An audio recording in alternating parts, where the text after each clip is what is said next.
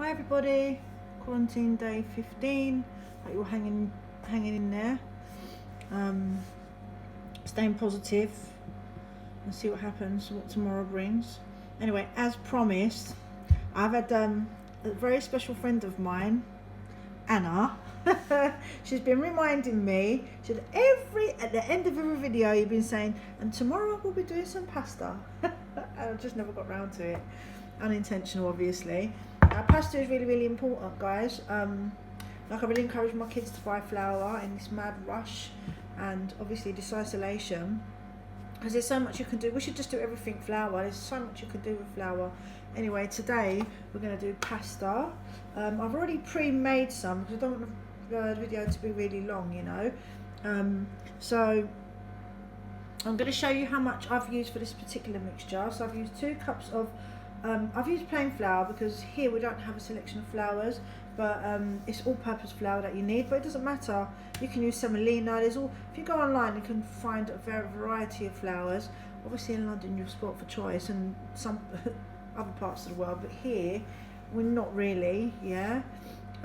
So 2 cups of flour, 2 tablespoons of olive oil. If you don't have olive oil, guys, just use oil. Like, you know, we're at that stage in life where, you know, we can't be too picky. It depends on what you've got in your house. And water. That's all I've used. I've not used egg. I've not used anything special. And a bit of salt, tiny bit of salt. Not a lover of too much salt either. I like a stock. I like to boil my pasta with a tiny bit of vegetable stock that I use. But everyone's different. It's entirely up to you how you want to flavour it, but it does need a little bit of salt. And then you mix your dough, okay? Okay, so this is what you want to have at the end of it. Now, you know when your dough is ready is when you push your finger in it and it bounces back. Hold on. And it will bounce back. It's not quite bouncing back, but anyway, it's because I left it for a little while. Anyway, you knead it out. Yeah, don't be scared. Don't be scared don't feel intimidated by flour. A lot of people do. They're like, oh my God, pasta. If it goes wrong, you just do it again. You know what I mean? Anyway, there you go. It's just supposed to bounce back, okay? I've been working on it for a little while, so it's been sitting there. Look, it's bounced back now. I'm not an expert, all right? I've self-taught everything that I know, all right? Now, the key thing is when you're rolling out your pasta, the idea is that it's quite transparent, that you can see through it. So roll it as thin as you can. Like I said, you don't have to be expert at doing this, alright guys? Like, I'm not an expert for sure. Some of my aunties are. My mum definitely is, 100%. She can roll pasta, boy, my mum, trust me. Yeah. So could my nan or my great aunties. Some of my aunties over here, not so good. Oyaba, she's asked me to do this in Turkish as well, which I will do for her. So rolling pin, I do have what we call oklava, but it's really long and you need a bigger table for it. Anyway, rolling pin, simple as that, tiny bit of flour and just roll it out. Now don't worry about the size of it, okay, the shape of it is voila. Okay, I'm going to show you different types of pastas that I've made already. So if you do cut it into squares, which I'm going to show you in a minute, any side bits, any offcuts, there's another little thing that I've made. Alright, so these are little bow pastas, really simple. Okay, and these are what I do with the little leftovers. Okay, I just roll them up. Alright, so we've got our lovely little bows. Now the key to making this pasta, the most important thing, I mean that's a little bit thick, but is to roll it as thin as you can. Alright, because when you boil it, you don't want it to be gluey. Alright, and I've also made some string sort of pasta. Alright, now that is really nice. I like eating that. Now I've done a little bit because I like to eat that fresh, but you can dry it as well. So while you do this, you can also, your meal for the evening can be a bit of fresh pasta, which I'm going to cook and I'll show you later on. Alright, so now I'm going to cut this into some strips and then I'll show you how I make the tiny little the variation of pastas. Like I said, guys, I'm not an expert. YouTube, there are lots of people who know how to make pasta a lot better than me. This is just a life skill I've developed because it's just a case of having to. And I also put different things in here, like you can put turmeric, you can mix so much stuff into your pasta, make it taste awesome and more nutritional. for example, like you can use the water from spinach. You can boil spinach and use the water from your spinach water, which is really healthy, to mix your pasta up instead of just normal water. So there's a lot of different things that we can do. Like, see these little things here? Like, this is going to be added to my stringy pasta, which I'm going to boil a bit later. Alright, and the same as this one here. I'm going to show you in a minute what I've done. So I'm just kind of cutting it into a square and taking all these little excess bits off, which I'll boil later on. I'm really excited about. I'm going to cut it into some squares. Bear with me a minute. Something I really wanted to share with you guys. I wanted to talk about time capsules. Doing a time capsule. I think this day and age right now where we are, we're all at home, I think it's a really good way to put together something as a family unit, or wherever you are in the world, if you're on your own, if you're with your family, to mark this time. Now you can put anything, you can put photos in it. My daughter said to me, I'm going to put my phone in it. But I think it's really important to mark what we're going through, what we have around us, you know, to represent what we're going through. Maybe a mask, clean one, because I don't want to pass the virus on. That sort of stuff. It's a fun thing you can do with your family, but it's something that I did with my kids years ago, and I always wonder if someone ever found the time capsules that we ever did, you know. I was really inspired by an artist called Kurt Schwitters when I went to college, which was quite later on in life, and they were based in World War II as artists, I think. Yeah, World War II. Anyway, regardless, they were in war times, and basically this guy, he made his art through what he found around him.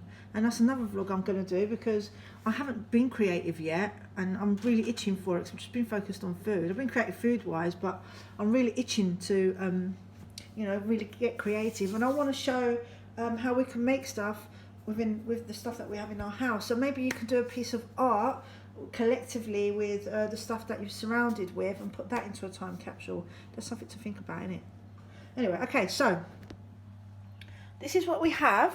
Okay, all right, these are little squares I've cut, and the little side bits that you see, the extra bits, is what I make the little swirly bits with. So it's really simple. I just do that, and then I just roll it in my hand like that. That's what we get. My videos are really rubbish. Alright, so I'll show you another one. Okay, so just fold the end like that, and then just roll it in your hand, just like that. God, my videoing is so bad. Okay, alright. And the bow, super easy to make. Alright, you just pinch the centerpiece like that, and you have a bow. So I'm going to do them. These have come out really thin, actually, thinner than my other ones, actually. Hold on a minute, let me just separate them so I can demonstrate the bows. And this is really good to do with your kids, guys. Yeah, because they can be fun, they can be so creative, they can do whatever they want to do with the pasta, you know. And then, you know, you can boil it later on.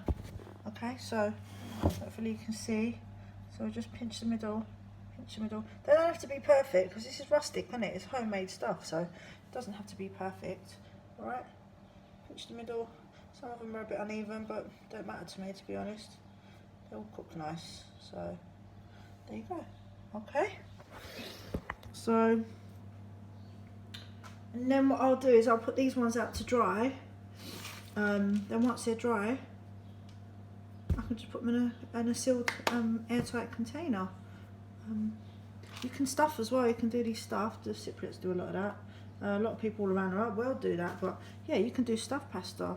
So for example, my mum will kill me for this, but she'll go, oh, you don't know how to do it properly. No, no, no, no. So you could have two pieces like this, yeah. Could make a stuffing to go inside, which could be anything. You could put cheese in it, you can put a little stir fry vegetable that you make, onions, garlic, ginger, onions, garlic, ginger, and then you just, you can just cover it up and then press the sides in. It's just a very bad example of making stuffed pasta, but anyway. we can do that another time. But like I said, yeah, the internet is a gold mine. You know, there's so much you can learn from the internet. So anyway, guys, I'm going to continue doing that. I don't want my video to be long. It's like 10 minutes. I don't want it to be bored. And then I'm going to cook up my pasta. I've got another one to open up. This one here. I'm going to make some more long pasta, and I'll be doing a little cook up with it.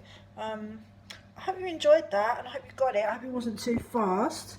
Like I said, 2 cups of flour.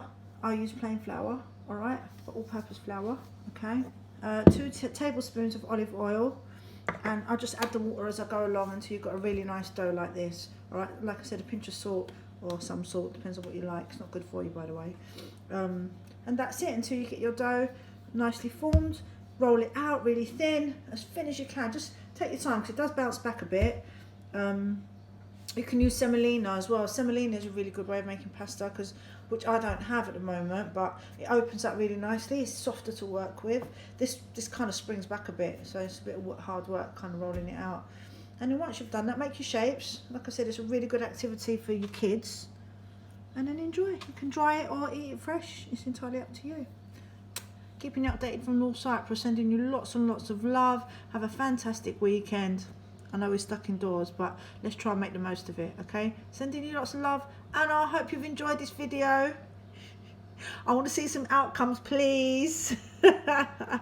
Sending you lots of love.